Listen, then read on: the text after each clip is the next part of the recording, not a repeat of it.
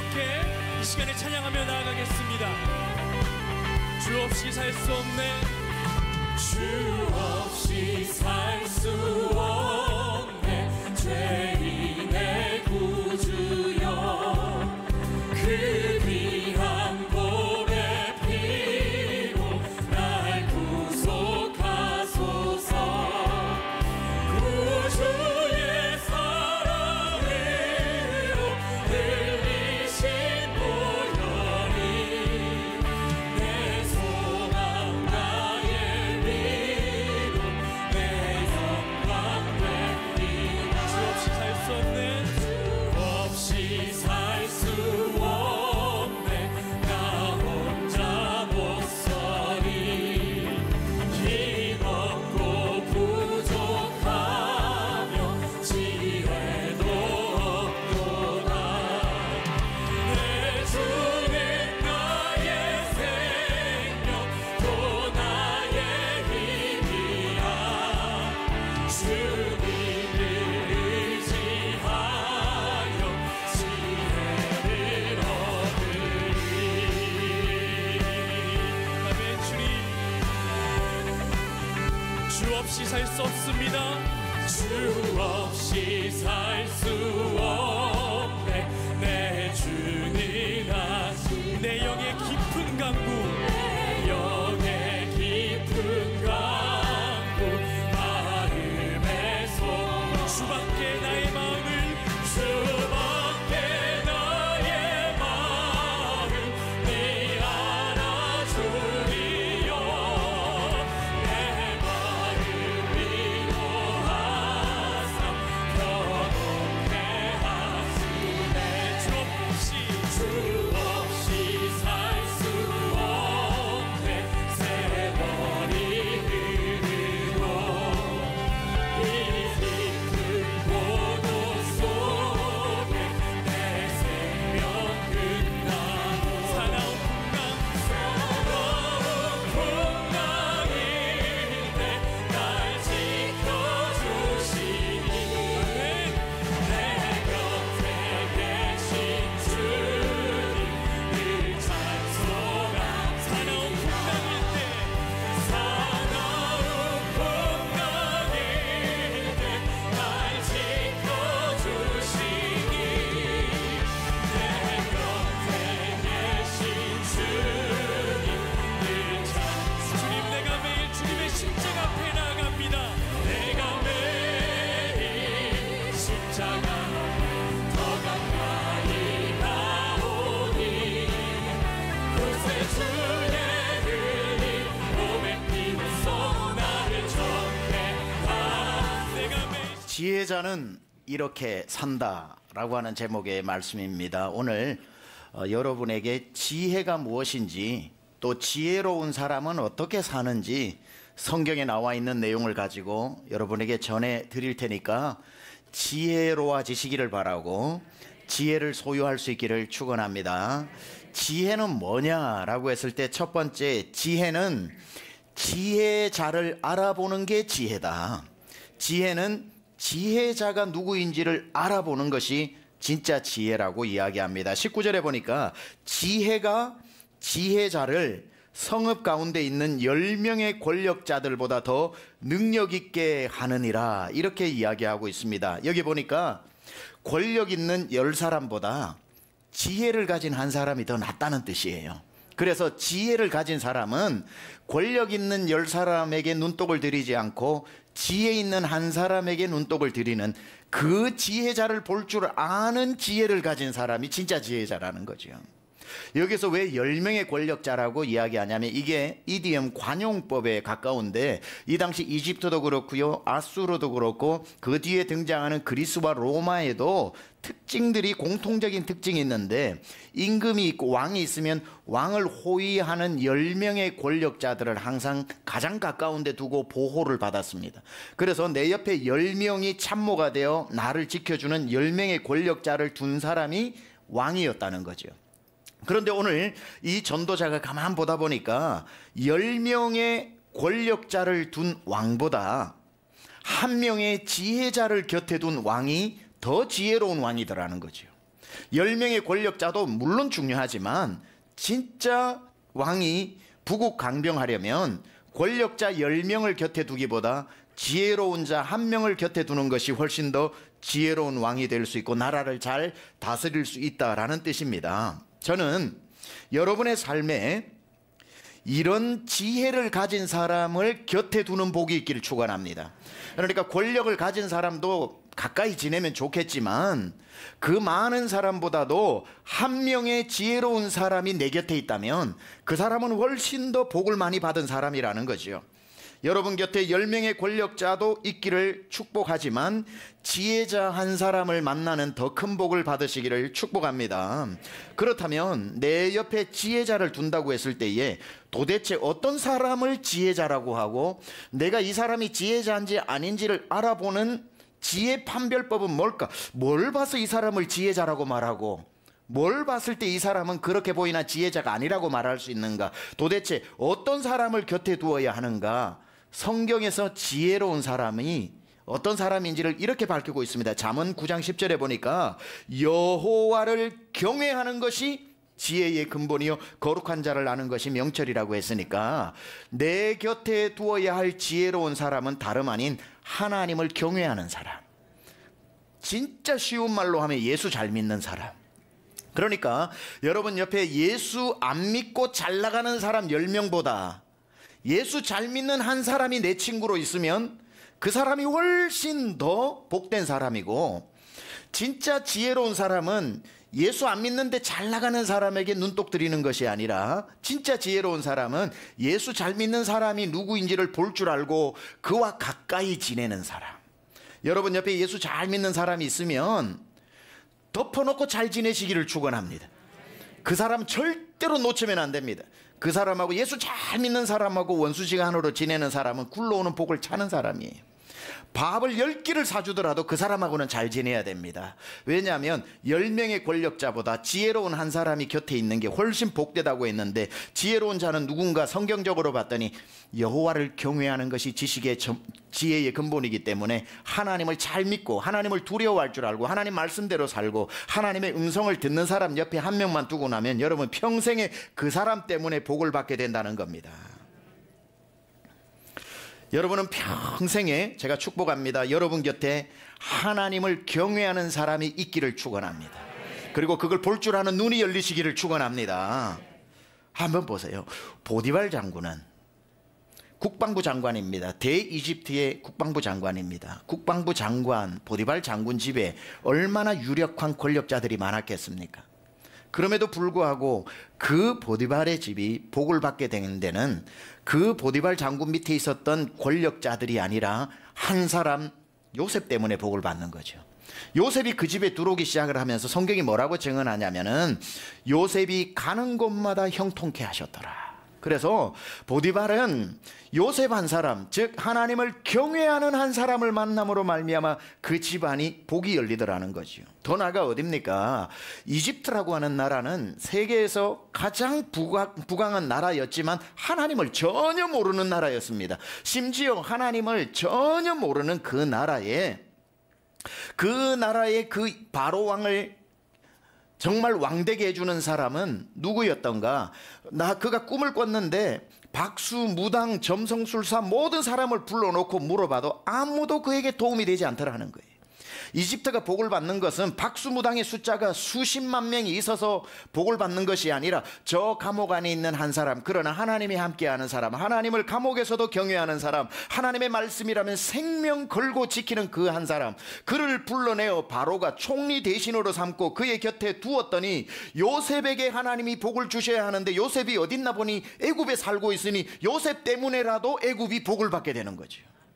그러니까 바로가 가장 지혜로웠던 것은 요셉을 볼 줄 아는 눈, 박수무당과 점성술사의 마음을 혹 빼앗기는 것이 아니라 하나님을 경외하는 사람을 볼 줄 아는 그 지혜를 바로가 가졌기 때문에 그 요셉이 바로의 꿈을 아무도 해석하지 못하는 꿈을 해석해주고 왕이시여 7년 풍년이 올 때에 비축해 두소서, 7년 흉년이 닥칠 때에 창고를 열어 구휼하여서 모든 백성들의 마음을 사고, 지방 호족들의 권력이 분권되어져 있는 그때에 그들이 가뭄이 왔을 때에 다 땅 문서를 들고 가지고 올 때에 그들을 받으시고 음식을 나누어 주면서 강력한 중앙 집권화를 이루소서. 한 사람 때문에, 이 요셉의 지혜 때문에 이 바로 왕이 어마어마한 부국한 강병한 나라를 만들었다는 거죠. 한 사람 때문에 하나님을 모르는 애굽도 복을 받을진데, 저는 여러분 곁에 요셉과 같은 하나님이 어디로 가든지 형통케 하는 그 사람을 여러분이 만날 수 있기를 축원합니다. 그런 사람 와도 보는 눈이 없으면 보내버린다니까요. 그런 사람하고 싸우고 산다니까요. 그러면 안 되는 겁니다. 진짜 복은 그 사람을 볼 줄 아는 눈이 열려야 합니다. 하나님이 보내주신다고 다 되는 일이 아니에요. 보내주셨을 때 볼 줄 아는 눈. 너는 무조건 나랑 잘 지내자. 너 배고플 때 무조건 전화해라. 내가 무조건 10끼라도 사줄게. 하여튼 하나님 쓰시는 사람은 대놓고 잘 지내야 됩니다. 하나님을 안 믿는 사장님이라고 해도, 기업을 운영하시는 분들, 사장님이라고 해도 제가 팁을 드립니다. 혹시 하나님 안 믿는 사장님 이 유튜브 설교 한 번이라도 듣고 있다면 잘 들으셔야 되는데, 신입사원 채용할 때 예수 믿는 사람 지원하면 무조건 뽑아야 됩니다. 특히 강남중앙침례교회 다닌다 그러면 무조건 보너스 주고 뽑아야 됩니다. 그런 한 사람이 신입사원으로 예수 믿는 사람이 들어온다는 건 호박이 넝쿨째 둘러 들어, 복덩어리가 그냥 굴러 들어오는 겁니다. 하나님이 그 회사에 복을 주시고자 애굽 땅에 요셉 보낸 것처럼 우리 회사 크리스찬 기업도 아니고 나 사장 예수 믿는 사람도 아닌데 예수 믿는 사람이 지원했다면 이력서도 보지 말고 뽑아야 됩니다. 왜냐하면 그 사람 때문에 그 기업이 복을 누리는 거예요. 왠 줄 아세요? 그 회사의 직원이 1000명이라고 생각해 봅시다. 1000명인데 1000명 직원 중에 불교 신자가 100명 있다고 합시다. 불교 신자 100명이 아침 출근하기 전에 나 불교니까 불당 가가지고 아침마다 108배 하고 우리 회사에 복을 달라고 기도하고 오는 불자가 없어요. 그 1000명 중에 100명이 무속신앙을 가지고 있어서 출근하기 전에 성황당으로 가가지고 돌 몇 개 쌓아놓고 정화수 떠놓고 비나이다 비나이다 우리 회사 복을 달라고 빌고 출근하는 사람 없어요.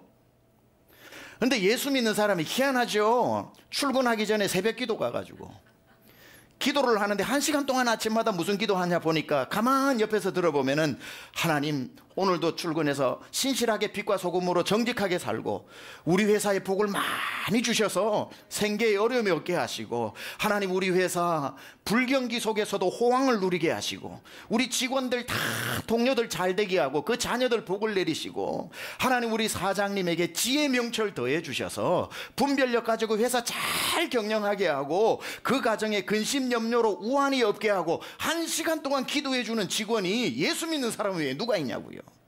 그러니까 그 한 사람의 기도 때문에 그 사장님이 좋아서 복을 내리는 게 아니라 이 사람이 하도 아침마다 기도를 하니까 하나님이 이 기도 들어주는 게 회사 잘 되는 거라 그러니까 네 기도 제목이 이거니 회사에 복을 주겠다. 그렇게 해서 하나님이 그 한 사람 때문에 그 기업이 일어나는 겁니다.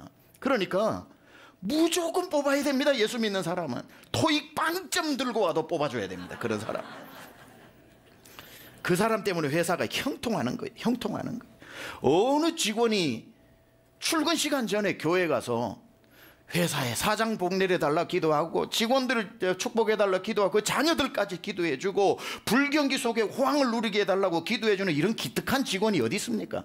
혹시라도 이 설교 듣는 사장님 한 분은 우리 강남중앙침례교회 출신이라면 무조건 뽑으시면 됩니다. 토익 빵점 받아도 서류가 꼴찌라도 뽑아야 됩니다. 그 사람은 가성비 최고입니다. 왜냐하면 계속 기도하는데 예수 잘 믿는다고 이렇게 사장이 예수를 안 믿으니까 예수님을 안 믿으니까 예수 잘 믿는지 안 믿는지가 또 헷갈리잖아요. 예수 믿는다고 해가지고 뽑았는데 막 기도도 안 하고 아무것도 안 하고 그러면 안 되니까 이왕이면 예수 믿는 잘 믿는 사람을 뽑아야 되면 그 사장님은 어떻게 해야 되는가? 간단해요. 너 새벽기도 다니냐 물어보고 다닌다 그러면 보지도 말고 뽑고 또 그게 불안하면은 서류가 필요 없어요. 너 담임 목사 추천서 받아와라.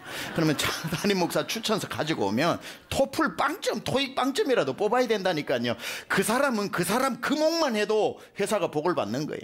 그러니까 회사도 예수 잘 믿는 사람 한 명만 신입사원으로 들어오면 회사가 복을 받고, 애굽 나라라고 할지라도, 하나님을 모르는 나라라고 할지라도 요셉 한 사람 때문에 애굽 나라가 전 세계에 높임을 받는데, 여러분 곁에 지혜로운 사람, 하나님을 경외하는 사람, 하나님 말씀대로 사는 사람을 보는 눈이 열리고 그런 사람이 보이거들라 여러분 곁에 두고 사는 복이 있기를 축원합니다. 이 사람을 성경은 지혜로운 사람이라는 거예요. 예수 안 믿는 집안에 예수쟁이 며느리, 예비 며느리, 예수쟁이 예비 사위가 인사로 오거들랑 우리 집은 500년 동안 유교 집안이라서 한 집에 종교가 2개면 안 되지, 이렇게 하지 말고 그분들은 생각하셔야 되는 거예요. 우리 집에 황금 덩어리가 넝굴째 굴러 들어오는구나. 아니 불교 500년 집안에 예수 믿는 사람이 들어와가지고 종교가 2개 가지고 2개라서 집안이 큰일 난다고요? 전혀 아닙니다. 예수 믿는다 그러면 그 집안이 이제 복이 시작되었다는 거예요. 하나님의 은혜가 드디어 들어오기 시작했다는 거예요. 그럼 왜냐면요, 세상 어느 며느리가 예수 안 믿는 분들 중에 너무 극단적으로 얘기할 수도 있지만 세상에 어느 새로 들어온 새 식구가 아침부터 일어나서 정화수 떠놓고 비나이다 우리 시어머니 시아버지 건강케 해주시고 이런 사람 잘 없어요.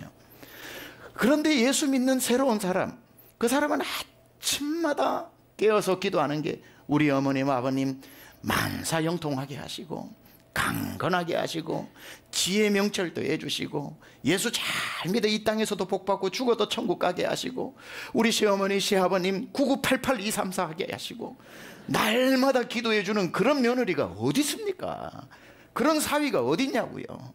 내 평생 나를 위해 복 빌어주는 사람이 우리 집안 새 식구로 들어온다는데 그걸 보는 눈이 열려야 지혜로운 사람이라니까요. 예수 믿는다고 매몰차게 우리 집은 예수 믿는 사람 며느리로 못 받아들인다, 진짜 나중에 땅을 치고 후회할 일입니다. 무조건 예수 믿는다 그러면은 예수 안 믿어도 할렐루야 하고 손잡아야 됩니다. 네 딴 마음 먹지 말고 우리 집 식구 되라. 오늘부터 여러분 곁에 하나님 잘 믿는 사람 한 명만 있어도 그 사람 때문에 여러분도 복을 누리게 되는데, 그런 사람 곁에 주님 보내주실 때 보는 눈을 열리고 그런 사람 곁에 두고 살아가시기를 축원합니다. 권력자도 중요하지만 여러분 옆에 하나님 경외하는 그 한 사람을 만나는 복이 있기를 축원합니다.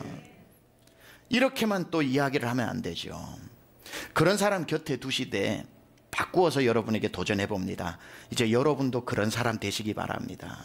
여러분 때문에 누군가가 복을 받고 내가 우리 집에 시집 오고 내가 이 회사를 다니기 시작하고 내가 어디를 갈 때마다 하나님이 나 때문에 그들에게 복을 주는, 여러분이 그들 때문에 복 받는 사람도 되어야 되지만 나 때문에 그 사람이 복을 주는, 복을 받는 사람에서 복을 흘려보내는 분들이 되시기를 축원합니다.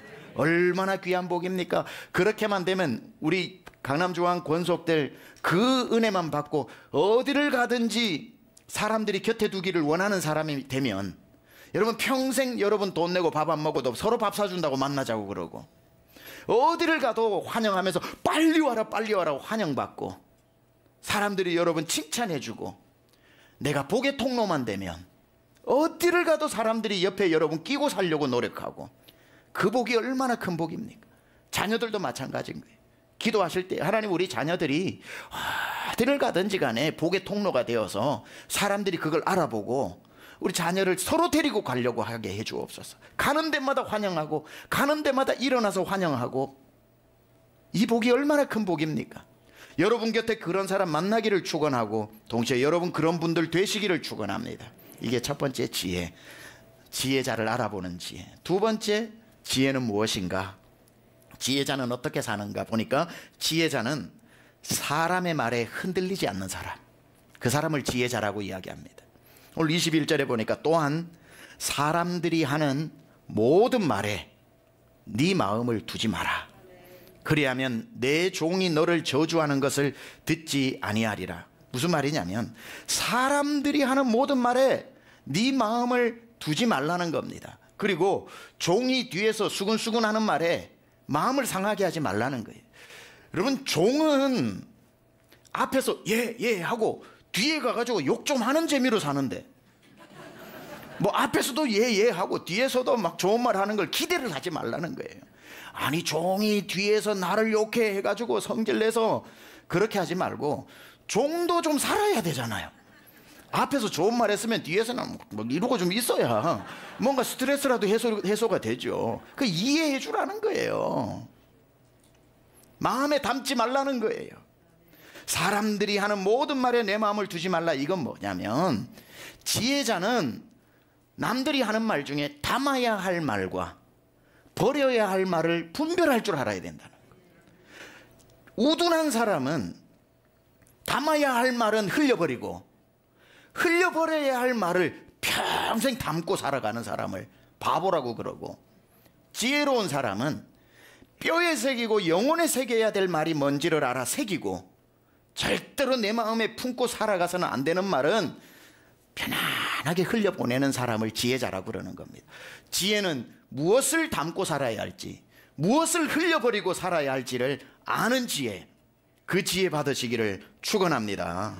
그냥 남들이 던진 그 한마디를 평생 담고 살아가는, 그래서 마음이 무겁고 마음이 흔들리고 조금만 해도 화가 나고 분노가 나고, 아니 초등학교 때 선생님이 한 그 한 말을 환갑 때까지 품고 사는 사람이 있어요. 환갑 때까지 초등학교 때 말을 품고 있는 여기 한 분이라도 계시면 기억하세요. 그 초등학교 때 선생님 죽었어요 벌써. 그분은 해놓은 것도 모르고 해놓고도 죽었는데 왜 그 아픈 말은 내 안에 환갑 때까지 시퍼렇게 살려놓냐 이 말이에요. 흘려보내야죠. 흘려보내는 거죠. 지혜는 담을 말과 정말 내 마음에 양약이 되는 담을 말은 내 영혼의 뼈에까지 새기되 나를 무너뜨리고 나를 죽이고 나를 분노하게 만들고 내 마음을 흔들게 만들고 자신감 없게 만들고 공황장애 오게 만들고 위축되게 만들고 대인공포증 오게 만드는 내 안에 있는 이 마음은 오늘 이 시간 선포합니다. 예수 이름으로 다 흘려보내시기를 축원합니다. 절대로 담고 있어서 유익이 되는 것이 없습니다. 또한 사람들이 하는 모든 말에 내 마음을 두지 마라. 오늘 성경이 말씀하고 있는 겁니다. 너의 종이 너를 저주하고 뒤에서 수근수근거리는 말에 허허 웃어버리라. 종이 저 재미로 살지 하고, 누가 너에 대해서 이렇게 말하더라 라고 하면은 사람은 두 종류예요. 아픈 말이 딱 들어오면 두 종류입니다.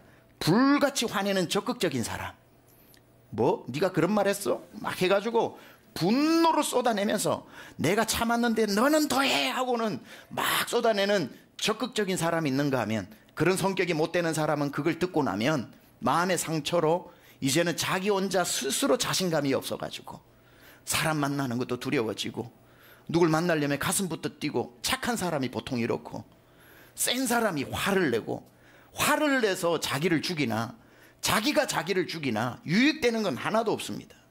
성경에서 말하는 거죠. 지혜자는 흘려보내야 될 말을 품지 않고 품어야 될 말을 흘려보내지 않아서 아무 네 영혼의 육신의 삶에 도움이 되지 않는 말은 절대 품지 말고 흘려보내라고 이야기합니다. 그래서 네 마음이 흔들리지 않게 하라는 거죠.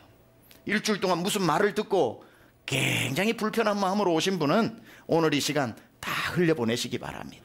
예수님이 그 마음에, 그 흔들리는 마음, 그 상한 마음도 십자가 위에 다 짊어지고 올라가셨어요. 다 예수님이 끝내셨다고요. 예수님 짊어가 가신 짐을 왜 다시 꺼내가지고 내가 짊어지고 상처로 사냐 이 말이죠.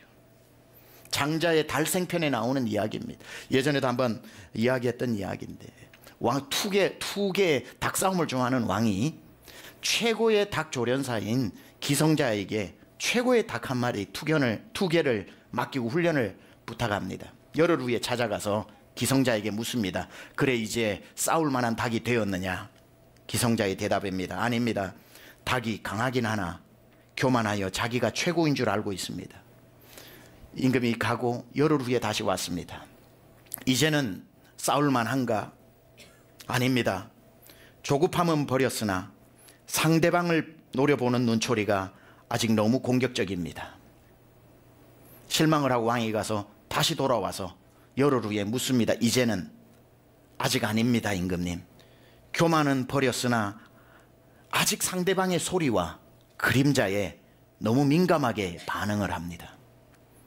다시 실망을 하고 왕이 가서 열흘 후에 왔더니 이제는 준비가 되었는가? 그때에 반가운 얼굴을 하면서 기성자가 이야기합니다. 임금님, 준비되었습니다. 뭘 보고 준비되었다고 말하는가? 예, 이제 이 닭은 상대방이 아무리 소리를 질러도 반응을 하지 않습니다. 나무와 같은 목개가 되었습니다.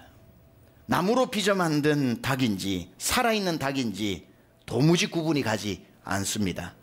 이제 세상 어떤 닭이라도 이놈한테 오다가 이놈 모습만 봐도 주랭랑을 칩니다.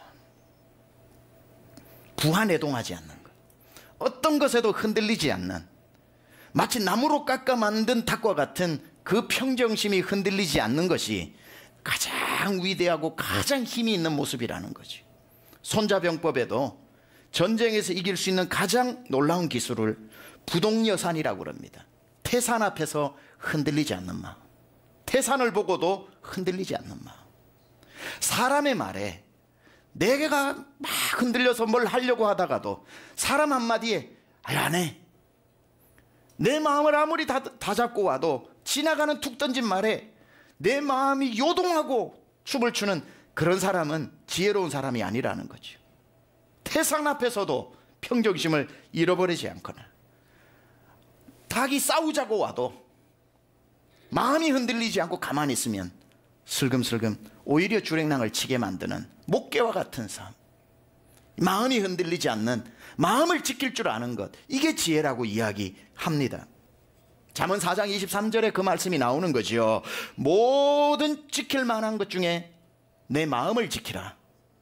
생명의 근원이 이에서 남이니라. 저는 여러분의 마음이, 상한 마음이 더 이상 흔들리지 않기를 축복합니다. 남들은 던져놓고도 잊어버리고 다 살아가는데 왜 피해를 준 사람은 다리 뻗고 사는데 받은 여러분이 다리 오므리고 그렇게 불안하면서 살아야 합니까? 남들은 생각지도 못하는 말을 왜 나는 평생 어릴 적 받았던 걸 환갑 때까지 기억하고 그것만 생각하면 피가 거꾸로 쏟고 갑자기 혈압이 오르고 손마디가 저려오고 심장이 벌렁벌렁거려서 계단 하나도 다리가 떨려서 못 올라가도록 왜 화병을 가지고 살아갑니까? 오늘 주님 앞에 맡기시길 축원합니다. 흔들리지 않는 마음을 달라고 해야 하는 겁니다. 지혜자는 무슨 말을 담아서 내 평생 양약으로 삼아야 하는지, 무슨 말을 가볍게 지나가게 해야 하는지를 분별할 줄 알고 지나가고 흘려보내야 할 말은 지나가고 흘려보내는 복이 있기를 축원합니다. 그런데 여기에서 또 여러분에게 질문을 해보고 싶은 게 있는 거예요. 사람이 어떻게 누구에게 피해만 입습니까? 우리가 믿음이 성숙하면 이 말을 읽을 때에 나에게 피해 준 사람만 떠올릴 게 아니라 나를 돌아보게 되는 거죠.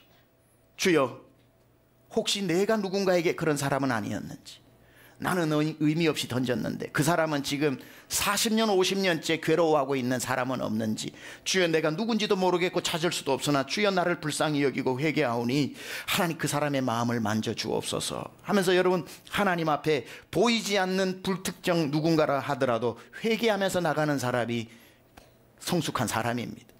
내가 평생 피해자만 아니잖아요. 내가 누군가에게 또 가해자가 되었을 수 있잖아요.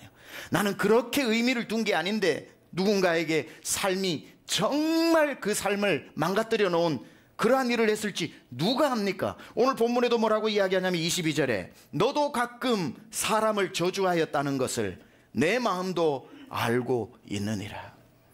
그 어떤 사람에게 여러분이 말의 피해자가 되지도 마시고 그 어떤 사람에게 여러분이 말의 가해자도 되지 않기를 주님의 이름으로 축원합니다. 그리고 오늘 이 시간에 어떤 말이라도 여러분을 괴롭히고 있다면 오늘 주님 앞에 그 마음에 지금까지 품어왔던 거, 수고하고 무거운 짐진 자들아 다 내게로 오라 했던 그 짐 속에는 여러분 마음의 상처도 다 포함되어 있으니 그걸 오늘 주님께로 다 옮기시기를 축원합니다. 주님 그거 이미 2000년 전에 십자가 위에 다 해결해 주셨는데 왜 주님 지신 걸 다시 찾아와서 내 마음에 무거운 돌덩어리로 가지고 사냐 이 말이지요. 흘려보내는 복이 있기를 축원합니다. 마지막으로 지혜는 어떤 사람이 지혜자인가? 지혜자는 악한 것에는 미련하고 선한 것에만 지혜로운 사람을 지혜자라고 이야기합니다. 오늘 25절 26절을 함께 읽어보고 제가 설명을 드리도록 하겠습니다. 함께 25절 26절을 봉독해 보겠습니다. 시작. 내가 돌이켜 전심으로 지혜와 명철을 살피고 연구하여 악한 것이 얼마나 어리석은 것이요 어리석은 것이 얼마나 미친 것인 줄을 알고자 하였더니 마음은 올무와 금을 같고 손은 보승 같은 여인은 사망보다 더 쓰다는 사실을 내가 알아내었도다. 그러므로 하나님을 기쁘게 하는 자는 그 여인을 피하려니와 죄인은 그 여인에게 붙잡히리로다. 여기서 말하는 건 딱 이겁니다. 악이 얼마나 악하고 선한 일을 하나님을 기쁘시게 하는 선한 일은 얼마나 선한 것인가. 그런데 25절 26절에서 전도자가 이야기하는 것은 악이 어떤 특징을 가지고 있는지 내가 연구해 봤더니만 악은 악한 생각을 할수록 더 나쁜 생각을 만들어내고 더 나쁜 생각은 더 미친 짓을 만들어내므로 말미암아 결국은 그 악에서 빠져나올 수 없어 내 손에 포승줄과 같아서 벗어날 수가 없다는 것. 그러니까 세상은 악한 일에 굉장히 연구하고 지혜를 구해서 악한 일을 개발하고 있는 사람도 있고, 반면에 세상에는 하나님을 기쁘시게 하는 지혜, 선한 일의 지혜를 연구하는 사람도 있으니 평생에 악한 데는 지혜롭지 말고 항상 하나님을 기쁘게 하는 선한 일에만 지혜로운 사람이 되라고 말씀하고 있는 겁니다. 로마서 16장에도 보면 뭐라고 말씀합니까? 너희가 선한 데는 지혜롭고 악한 데는 미련하기를 원하노라. 저는 여러분이 나쁜 짓을 하고 싶어도 몰라서 못하시기를 축원합니다. 악한 일을 하려고 해도 몰라서 못해야 됩니다. 하여튼 악한 일에는 IQ가 제로가 되시기를 축원합니다. 선한 일에는 IQ가 200도 되고 300도 되어야 되지만 성경에 나오는 것처럼 너희가 악한 일에는 미련한 자가 되고 선한 일에는 지혜로운 자가 되는 오직 지혜자는 지혜를 하나님을 위해서만 쓸 수 있는 것. 근데 세상은 갈수록 이 지혜를 나쁜 짓 하는 데 사용하거든요. 살면 살수록 이 죄 짓는 지혜가 얼마나 발달하는지 모릅니다. 안 속아야지 하면서도 이 보이스 피싱에 다 속잖아요. 보이스 피싱에 다 속잖아요. 안녕하십니까? 여기 서울경찰청 김가라 경사입니다. 아, 고객님 당황하셨습니까? 당황하지 마시고요. 지금 즉시 통장 비밀번호만 알려주시면 다 해결해 드리겠습니다. 우리 여기 뭐 분들도 아무리 안 속아야지 하는데 악한 일을 하는 사람이 더 지혜롭다니까요. 뭘 속고 뭘 안 속는지, 이제는 이게 안 통하는지를 알아서 밤낮 없이 연구합니다. 그래서 예전에 나온 방식에 안 속아야지 하다가도 또 며칠 지나면 새로운 방법이 있어서 자꾸 속는다니까요. 세상은 악한 일에 그렇게 지혜로운 겁니다. 한두 번씩 받아봤을 것 같은 문자 뭡니까? 엄마, 나 핸드폰 액정 깨져서 내 전화로 전화 못해서 친구 전화 빌려가지고 하는 거야. 지금 핸드폰 고치게 빨리 50만 원만 보내줘. 당장에 50만 원씩 보내는 사람들이, 그 지혜에 속는 사람이 얼마나 많은지 몰라요. 전부 여러분의 목소리 다 흉내내서 다 성대모사 훈련해가지고 그냥 자식 소리처럼 전화해가지고 다시 자식 찾고 있다고 그러니까 엄마 하는데 내 아이와 목소리가 똑같이 만드는 지혜는 또 얼마나 많고, 세상이 얼마나 지혜로워지는지 몰라요. 세상은 여기 말하는 것처럼 악한 일을 연구하다가 미친 사람이 되어가지고 나중에 그 안제는 그 짓을 안 해야지 하는데도 포승줄이 되어가지고 나를 갉아먹어가지고 평생 죄만 짓고 사는 사람이 얼마나 많은지 몰라요. 미국에서 목회할 때에 카톡으로 계속 전화가 오는 겁니다. 카톡으로 전화가 되잖아요. 미국에 있는 사람은 국제전화 잘 안 되니까 카톡 전화 많이 합니다. 모르는 번호가 자꾸 오니까 안 받았죠. 두 번째 날도 안 받았죠. 3일이 됐는데 계속 오는 겁니다. 설교 준비하는데도 시중 한 이틀 3일 동안 한 20번 30번 전화가 같은 번호로 오니까 안 받을 수가 없더라고요. 그래서 이렇게 받아보니까 최병락 목사님입니까? 예. 아, 저는 하와이 어느 교회 목회하고 있는 아무개 목사입니다. 그래서 아, 목사님이셨구나. 예. 그러니까 아, 최 목사님, 제가 하와이에 비록 있지만 달라스에서 목사님 세미함교회 목회 얼마나 잘하는지 늘 듣고 있습니다. 그래서 아, 그러세요? 기도 좀 많이 해주세요. 아, 그런데 목사님, 우리 교회 성도 5가정이 이번에 달라스로 다시 이사를 갑니다. 제가 달라스에 있는 교회를 다 조사를 해보니까 어느 교회 우리 성도가 갔으면 좋을까 생각하다 보니 세미함교회 가는 게 제일 좋은 것 같아서 목사님께 전화를 해서 우리 성도를 맡깁니다. 여러분, 목회하다가 5가정이 한꺼번에 오는 건 하늘문이 열리는 축복입니다. 그래서 얼마나 기분이 좋은지 진작받을 걸 생각을 하고, 아이고 그러시군요. 제가 와서 이사하는 데부터 정착하는 데서부터 모든 것 다 책임지고 정착 잘 시켜드리겠습니다. 영혼을 믿고 맡겨주시니 고맙습니다. 그러다가 목사는 같은 마음이니까 그분 마음이 떠올라서, 그런데 저희야 그렇다 치더라도 5가정이 한꺼번에 떠나는 목사님 마음은 얼마나 안 좋을까요 하니까 너털웃음을 웃으면서, 아유 그거야 할 수 없죠. 영혼 다 같은 영혼인데 우리 교회에 있다가 보내시면 또 가는 거죠. 우리 교회야 또 좋은 분 보내주시지 않겠습니까? 얼마나 말을 잘하는지. 한 15분 이상을 통화하고 난 뒤에 끊었습니다. 끊고 난 뒤에 한 5분 정도 지났는데 제가 아는 사람들이 문자 폭탄이 날라와요. 목사님 해킹 당한 것 같다고, 카톡 해킹 당한 것 같다고. 목사도 아니고 거짓말쟁이였죠. 전화를 해가지고 한 15분 정도 시간이 필요했던 것 같아요. 15분 동안 통화하는 동안 제 카톡 모든 정보를 다 빼나가 버려요. 제 카톡 리스트를 다 가져가 버린 겁니다. 그리고는 제가 영어로 병락초이라고 영어로 카톡 이름이 되어 있는데, 최병락이라는 걸 새로 만들어 가지고 한글로 사진 하나 만들어 찍어 놓으면 누가 합니까? 그리고 여러분이 제 카톡이 한글로 되어 있는지 무슨 사진으로 되어 있는지 눈여겨보는 사람 몇 명 되겠습니까? 그걸로 모든 사람에게 다 보내가지고 뭐라고 보냈냐면, 제가 지금 방글라데시 와 있는데 여기에 선교에 2만 불을 지금 바로 줘야 되니까 주시면 2만 불 보내고 달라스 가서 제가 송금해 드리겠다고 이야기를 하니까, 그걸 여러분이 저한테 받았다고 생각해 보세요. 그러니까 미리 아는 분들이 막 전화를 해서 해킹 당한 것 같다고. 어떻게 전화를 했냐 보니까, 아니 최병락 목사가 큰 교회 목회를 하는데 방글라데시에서 나한테 2만 불 달라 그러겠나, 이건 뭔가 이상하다 싶어서 전화가 온 거죠. 그래서 피해자가 한 명도 없었습니다. 다행히 한 명도 없었는데 정말 감쪽하게 속는단 말이죠. 세상이 이토록 아무리 우리가 살아도 우리의 지혜를 능가하는 악한 이 죄에 대한 지혜가 얼마나 많은지 몰라요. 평생에 정말 이런 악한 지혜, 저는 여러분이 그러한 것에 한 분도 속지 않는 지혜를 가지기를 축원합니다. 사람이 그래요. 살려고 한번 죄를 짓고 살려고 한번 머리를 짜낸 그게 또 나쁜 죄를 만들어내고 더 나쁜 죄를 만들어가지고 이제는 그 방식 아니고는 살아가지 못하는 울무가 되어버린 인생이 비참해진 사람이 많은데, 절대로 여러분은 죄 짓는 일을 몰라서라도 못하기를 축원합니다.